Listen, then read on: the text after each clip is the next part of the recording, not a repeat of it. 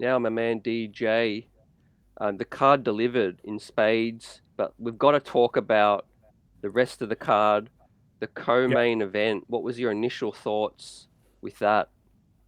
man, man. You know the card is good when we got to do two episodes to to br- to talk about the card. You know what I mean? Like, yeah, let's go straight into that. Um, co-main.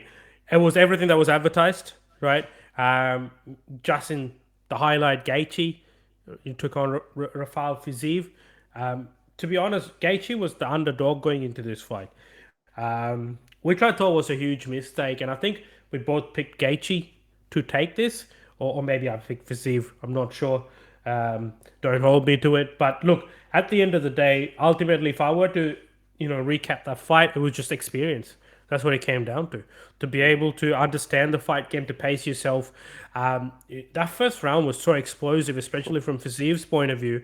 The each shot from both fighters, they were throwing shots with very bad intentions, man. Like, any one of them landed flush, I reckon we would have seen some knockouts. But having said that, Gaethje or Fiziev, they're not people you see getting knocked out very often. So it kind of is testament to their chin because they did take some shots. The Yep. kicks, man, Gaethje's kicks. I think that first kick he threw spun Fiziev. That talks volumes about Gaethje's kick. And then you've got Fiziev coming back with his own kicking game. Right, he's a Muay Thai fighter. So look, the way I saw it, first round was a very strong round for Fiziev. Clearly won that round. Second round was a Gaethje round, right? I think Gaethje was then starting to find the rhythm, and we also saw Fiziev slow down a little bit, right? Mm. But then in the third round, we just entirely saw Fiziev slow down, and Gaethje obviously took over. It was very patient with the strikes. We saw a little bit more of a patient Gaethje, stuck to his game plan. Eventually saw a takedown at the very end, right? He was a little bit of he threw a jab at the end, saying, "Oh, fuck everyone. That's for all the haters. I got a takedown." But look, man, it was a good fight. It was a very entertaining fight. No surprises. Yet another fight of the night bonus for Gaethje. And look, you got to give credit to the dance partners as well, right? Like if you really look at some of those fights, the opponents he's fought are very explosive opponents as well, right? The past three fights, he's had some outstanding opponents, and then in addition to that, the he's lost one obviously to Oliveira, and then but the other two he beat Mm. Chandler, and now he beat Fiziev. I think part of me was, I guess, hoping for Fiziev to win, not for anything else, but it's just that same guys in the top five that keep circulating around, right? I know Dariush broke in a little bit in there, but he's still on that doorstep of getting a title shot. We got Poirier still up there. We've seen him fight for the title twice. Gaethje fought for the title twice. Oliveira held the title, etc. So it's some known faces still there. And if Fiziev had won, he breaks in there and is that new face in that top contender spot, right? Look, not to say that I'm pretty confident in the upcoming months we'll see some strong contenders popping up and pushing that door into that top five, right? But look, ultimately Gaethje won, right? There was no doubt about it. There was no controversy in that. It was not a. I didn't think it was a Yeah. robbery. I didn't think it was. Nah. Look, there was a judge that scored it a draw. Yes, you could argue that, right? But having said that, I mean, how do you like I didn't see it. I just saw Nah. Gaethje take over from It round two was, yeah. onwards, and I saw it as a clear win for Gaethje. Yeah, you just look at the damage, for me, you don't even need to have scoring it too precisely to see that Gaethje really won that fight, Yep, convincingly for me. Wouldn't say it was a yep, complete domination, but it was convincing. Uh, yep, but yeah, the veteran, the veteran continues. He delivers. The crowd mm, loves him. Fight yep. fans love Gaethje. What did you make of his comments that he's got one more run in him? Mm, He's gonna stick around, but he's gonna try to make that run, and then it yep, looks like he's close to hanging it up. yep. Man, I'm not surprised. I'm not surprised because you look at Gaethje and what he's done, and the wars he's had. Like at some point you don't want to keep doing this forever, right? And he's had two title runs, obviously unsuccessful, unfortunately. Mm, Came up against two great champions. And then Yeah. obviously won that interim title against Tony Ferguson, who at the time was unbeaten and on a unbeaten streak, right, or a very long streak, and he put an end to that streak. Um, Yeah. I'm glad he said he has one more run because I think, and he'd want to get to that title as soon as possible, right? Oh And I yeah. think for me personally, there's only one matchup that I'm looking at that I want to see Justin Gaethje fight, and that's the only other guy who's in the same boat, really. Like he's in a similar situation to Gaethje, fought for the title twice, came up short. They both lost title fights to the same opponents, right? So I think, and we've seen these guys fight already, right? And Gaethje lost that fight, but it was a hell of a fight. And I think we just make that fight again. Yep. Yep. What do you Yep. I'm think? with you. Do you know who I'm talking about? Yeah. Iron Mike. Nah. I'm talking about Dustin the Diamond Poirier. Yeah. Uh, Oh, I was just uh, testing you. man, look, to be honest, they both are saying the same thing, right? They've got one more run at the title. Is it possible? Is there enough room for the both of them in terms of time in their hands and sort of other contenders creeping through now? Uh, I don't think there's enough opportunity for the both of them to do a run at the same time, right? So the Yeah. next best thing is you get the both of them in a cage. The winner, right, takes it all. Goes gets the next title shot, right? Yeah. Simple as that. And Yeah. the I think the ideal scenario would be whenever the Abu Dhabi card is, yeah, get Yeah. Gaethje and because Islam's definitely going to fight, and I think Islam will fight the winner of Oliveira, Darius, right? And Yeah. then in October, so you put Poirier and Gaethje as the core main, and then both the timelines will line up because they're both fighting at the same time. So 3 months from then, Yeah. set up the fight for the title for the winners. Fight for the championship. That's it. Yeah. Yeah. I would love to see him against Oliveira too.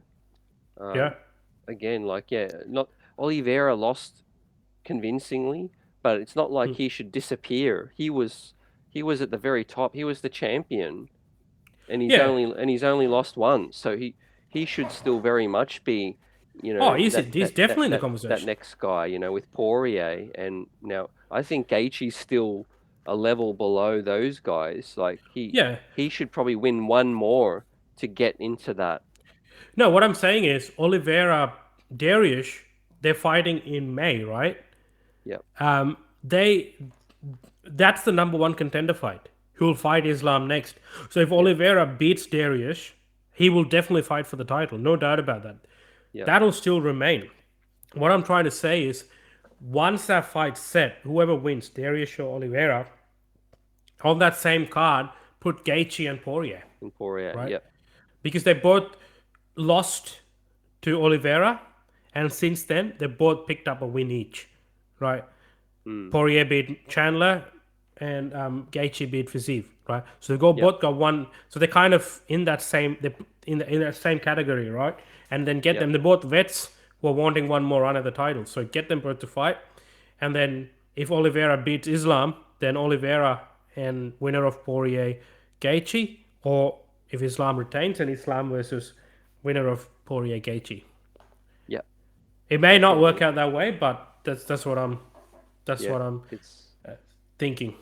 yeah, stacked division. It's exciting. You may not Yeah. have Connor anymore.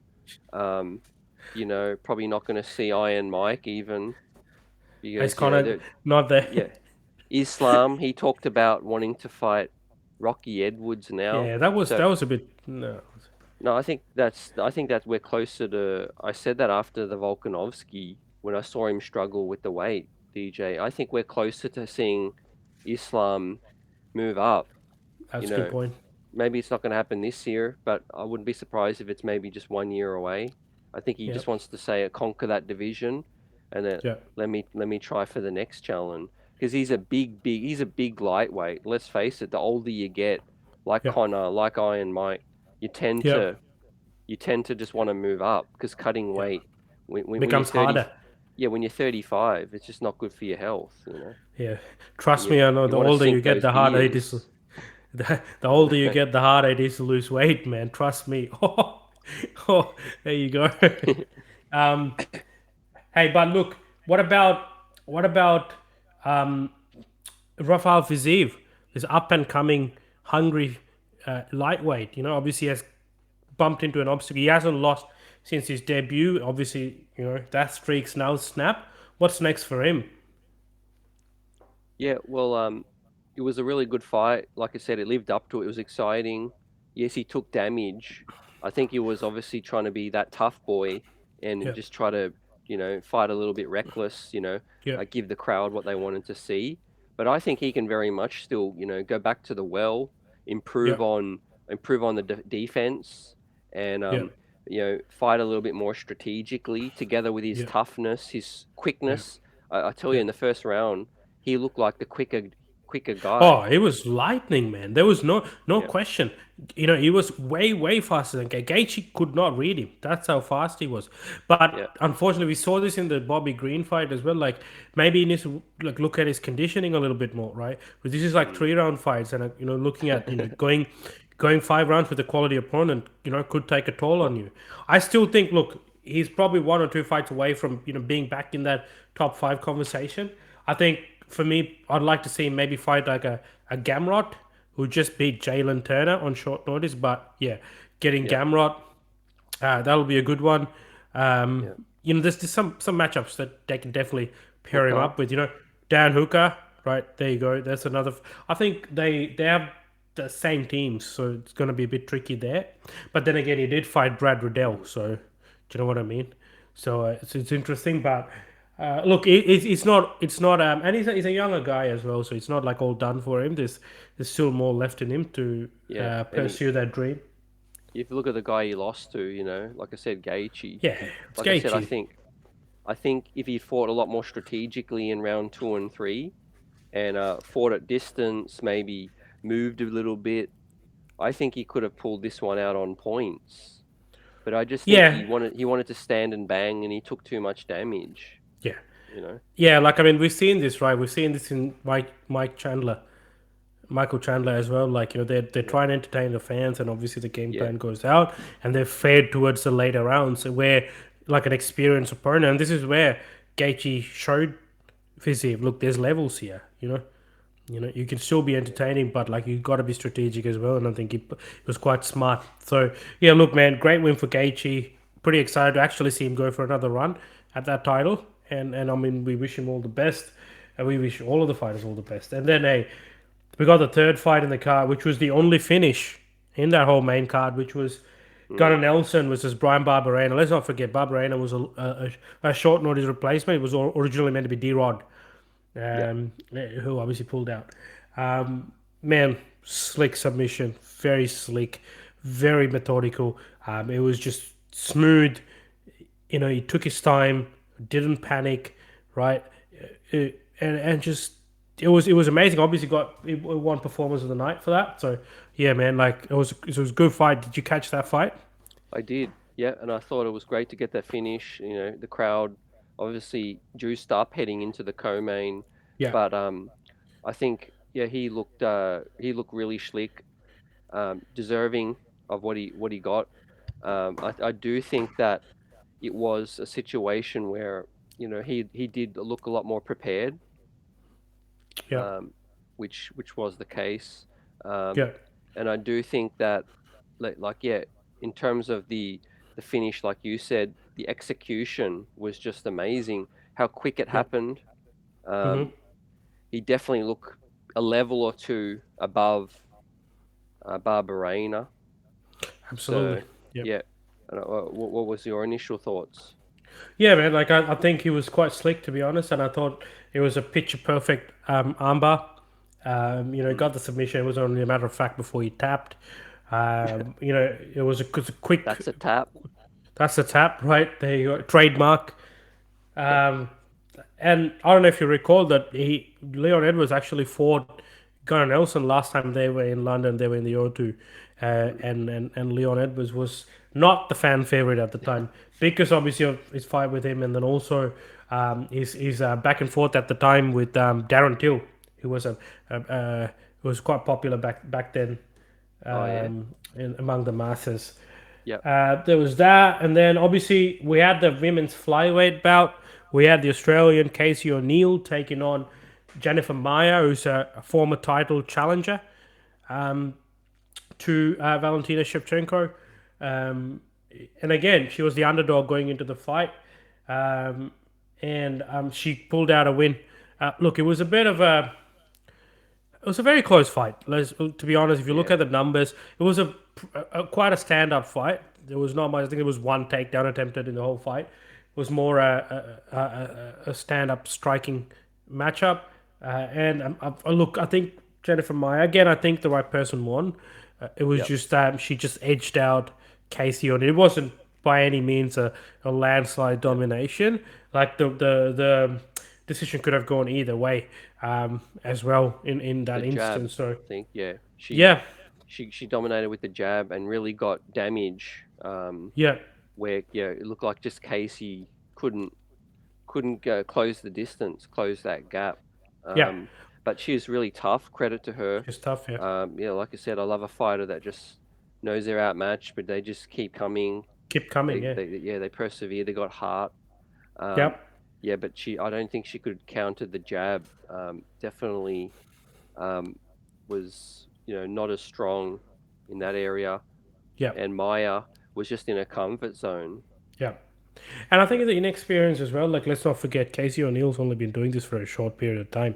So, Mm, when you look at Maya, who's a title contender, obviously the experience is on her side, and we're seeing this throughout the card as well. We saw that with the Gaethje fiziev fight as well. When you're the more experienced fighter, you know sort of how to set up shots, to pace yourself, and all these things come into play. And this is going to be nothing but a great learning experience for Casey O'Neill and also Fiziev, and they're going to come back out of this, a better fighter, and they're going to because oh, she's definitely someone, man, you got to keep an eye on her because she's extremely good, extremely explosive, right? Again, doesn't back down, very tough, pretty exciting fighter to keep an eye out for, obviously, and for us as well, being from this part of the region, it makes it extra more and special. So let me ask you what's up for Maya now? it's a tough spot. Like, I mean, not really, right? Because we've now had Valentina being dethroned, right? Obviously, a rematch is going to happen, right? Yep. Valentina's called for that. This division's always going to be interesting, right? Because if Valentina were to take that title back from Grasso, would they do a third fight? Potentially, I don't know. Would they do it immediately? I don't know. I think a fighter who came back, I think was what was her name? She just fought. Oh, I'm just having a blank. She just fought not too long ago. She came back from a big layoff. Um, Mm, oh man, I'm having a blank. But if it'll I come. get the name, it'll come. Look. She has a good chance for that the title, and then also Jennifer Maya maybe could, if Valentina were to regain the title, Maya could fight Grasso, Yeah. right? And Yeah. then try and reclimb that ladder. So Also, I like that. Yeah. gotta find her name, man. Um, let's go. Yeah. I think to be on the pay-per-view was a good stage, good experience for both Yep, fighters. Um, and I think obviously, yeah, the competition is improving, yeah, which is good. yep, There's always something there for the next fighter. There's yep. something to aim for, to strive for, which I'm noticing. There's Yeah, I mean, look, there's a lot of it now that I'm looking at the rankings. So the fight I was mentioning, I deeply apologize for this, was Tatiana Suarez. She had a long layoff, came back. Obviously, she was battling some injury, and she came back. She was dominant. She's undefeated at the moment. At one point, she was hailed as the Khabib of the flyweight division. Quite dominant and extremely skilled. She can make a good case to fight the champion straight away because she's also popular. We Mm, got Manon Fiorot Number three there, Aaron Blanchfield, man. Like, there's Oh, so much going on here. Actually, I stand corrected. The women's flyweight ones actually, with now Valentina having lost the title, makes it a lot more exciting. yeah, We got Tyler Santos, who gave Valentina a tough fight as well. So, yep, look, there's some good matchups here for Maya. She's currently yep, ranked ninth. There's a 100%. Jessica Andrade, Caitlin Chikagian. Yeah, there's a lot Yep, of fights she can take on. Yeah. yep. Uh, Well, yeah, as we get closer to wrapping up part two of this, now we cast our eye on. Was there anything else you I wanted to mean, go through? we're gonna are we gonna not talk about the Italian dream? Oh, how could we forget? And also, there was a feature prelim. Yep, there Yeah, was, which was also a good fight. It was a second round submission, Americani and Jack Shaw. But before we get to that, man, Vettori Dolidze was a very good, very close fight. For oh, anyone who thought that Vettori was going to make short work of it, like I think the decision eventually was 30-27 unanimous. I don't think so. I think it was a lot more closer than that. yeah, Dolidze rocked Vettori a fair bit. And look, Vettori did take some damage, but Vettori was smart. I think one of the things he was saying in the pre-fight media was, since fighting Whittaker, one of the things that he'd like to take from Whittaker's arsenal and add to his toolkit were the kicks, and we saw a lot of that being implemented by Vettori. He was kicking a lot more, yeah, but still, I mean, look, it was more he was more efficient in his striking, in his boxing, in his kicking. But I still think Dolidze gave a good fight. And there was this one flurry where Dolidze caught him and then he swarmed on him. Obviously, Vettori managed to get out of that. But look, it by no means was an easy win for Vettori. It was a very, very close fight. yeah. Good to see him. Like I think we both predicted, so we both hit on that. Vettori'd get Vettori. back and win a big fight, Yep. pay-per-view, main event. Um, Now, what's next for Vettori after a If win? I mean, he was calling for Kananaya, who he hasn't Yep, fought. Right. yep, I think that's a good fight. that's a good fight. Yep, Right, that's a good fight. Um, I don't mind him fighting Strickland, although they're friends. yeah, Right. I think Strickland's also in that ranking up yeah, there, right? Like I think you gotta go through that, like because Vittori's already fought Whittaker, yep, right? So he's already fought Costa, not at 185 though, which is interesting. But I think Strickland's calling for the Costa fight, which is also a banger of a fight. So man, I don't know, but there are Dricus Duplessis who just beat yep, Brunson, right? I think he's ranked number six at the moment, or number five. That's another good fight for Marvin Vettori. I think it's a tough fight for Marvin Vettori, right? yep, But look, Marvin Vettori is young as well. Like he's got plenty of time, not plenty of time, but he's got time on his side to make another run, right, for okay, that title. yep, So yep, yep, yeah, definitely. I think the organization likes him, yeah, and he's got to string a few good wins together, yeah, and then I think he could get there. Obviously, the middleweight may have some new blood. Hamza. DJ, the middleweight division. You're talking about Hamza, right? Yeah, Yeah, because Hamza, I think Vittori called out Hamzat at the end of the thing, which yeah. is another great fight I'd like to watch. Well, I Hamzat, will it watch that fight does 100%. does look like Whitaker though. Whitaker Hamzat, but I just we'll feel like see. Whittaker, I feel like Whittaker's Whitaker done could enough. the next in line really, but he's gonna have to wait a little bit, Yeah, till because after the rematch. especially if Izzy wins again, it's going to be hard for Whittaker to, Yeah, lay claim to that again. But if Pereira were to win, then Whittaker's right there and he gets that shot without a doubt, right? But we know yeah, Whittaker and he doesn't sit around. He's gonna want a matchup. That's the level of confidence he has. I still don't like him fighting Hamzat. Right, I think Hamzat, probably someone like a Vittori, is better. Like you don't get to just come in and fight like the number one ranked guy or a number two ranked guy straight away. But having said that, man, like it'll be an explosive fight as well. Whittaker and Hamzat will be a crazy, crazy fight. yep, yep. I You know, definitely agree. And yeah, with the feature prelim.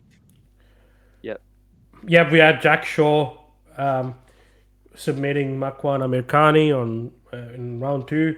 So obviously Jack Shaw was the favorite, and he got the job done. But one of the fights that I wanted really not talk about really, but just point out was, Muhammad Mokaev's, resilience and his refusal to tap to that terrible, Mm. submission attempt by his opponent, where it seems like his legs bend backwards and he still doesn't tap. And after the fight, he says like, I was waiting for it to snap. I didn't care. And then what's more impressive, he comes back in the third round and submits and finishes his opponent. So man, a lot of respect. I mean, he's tough, right? And it shows how much you know competing means to him, and sort of getting that victory. And it's good to see that in such a sort of a young age. Flyweight type. The Yeah. flyweight division is not that deep. You know what I mean? No. You Yeah. get a few fights in, and you're up there. So yeah, Because I think and this is a further conversation online people were having, is like, for your career, if you're young enough, isn't it better to just take the loss, submit, and then live to fight another day, or put your yeah, body in a absolutely. position where you could take an injury that could derail your career? Like, how do you Man, see that play that's out? Like, absolutely that's absolutely valid, 100%. And I think if we really look at their health and safety, and especially you make a valid point there, CT, because mm, at the end of the day, this is not just the last fight, right? You got a long career ahead of you, especially when you're young, when you're a 23, 24 year old. And you're right, you got to be smart about it, and you got to be smart about living to fight another day. I mean, look, in this current age, there's that the pride plays a part too, right? mm, And he's undefeated at the moment. He probably didn't want to give that up, and it's probably his yeah, mentality. I know, I just don't take a loss. he didn't. But you're Yeah, right. he Yeah, said something like, "Yeah, I'd rather the shame, the shame of submitting to me yeah, would be worse than taking the injury, knowing that in my heart that as a warrior that I laid it all out there." And then there's a new graphic image just surfaced today of his yeah. knee, I which saw that. is it's like the size of a baseball. Yeah, man. It's not. His kneecap. We really hope he's okay, because obviously he's a very exciting prospect. So, definitely wish him all the best. Then we got Jake Hadley, who had got a performance of the night as well for his outstanding TKO KO of Malcolm Gordon. That was in the first round. That got the crowd going. We had Joanne Wood, uh, you know, previously Mm, ranked a lot higher in that division, had a string of bad luck and some losses. Um, she won a split decision again, another tough fight. She won that fight. Jai Herbert, Leon Edwards' teammate, yeah, fought to a draw as well. And obviously we had Veronica Hardy, wife of Dan Hardy, win her mm, bout as well. I did not know that she fought in the UFC, so yeah. yeah. That's it, man. That was like pretty much, the card Overall, top to bottom. Yeah. great card. Yep, Great great card, man. card. Great card. Yep. Can't wait for the next one though. It's really got me 2 more weeks. excited. 2 more weeks. 2 more weeks. Hey, forget about 2 more weeks. This weekend is a banger of a fight. Sandagan and Chito Vera, man. Talk about high level. That's a high level Yeah. bantamweight fight. I'm excited Yeah. for that. We'll be back. Yeah, we'll be back to drop an episode. There'll be a boxing episode drop soon. We promise. Yep. Because boys, they're a lot buzzing with the boxing world. But like I said, yeah, big card coming up this weekend. We'll drop another preview, and Yep. this has been part two of what was a huge card, UFC 286 DJ on That's a Tap. And we'll wrap this up, and we'll catch you in another episode of That's a Tap. This one's a wrap. Peace.